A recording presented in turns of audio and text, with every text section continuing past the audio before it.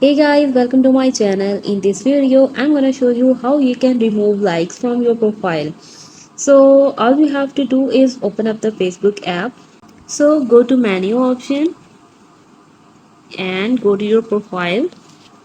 Scroll a little down and here you can see my post. If I like my post, so to remove that like, I can just simply click on this again and you can see the like is removed. This is the one way, and let me show you the other way. Go to that menu, now tap on setting gear, scroll a little down, and here you can see activity log.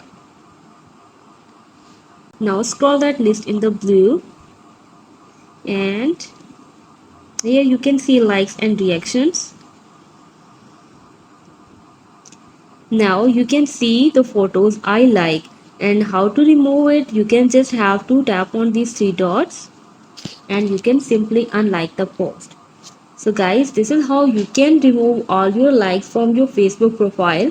Hope you guys like my video. Please consider showing your support by commenting, liking, sharing and subscribing to my channel for more valuable content in the future.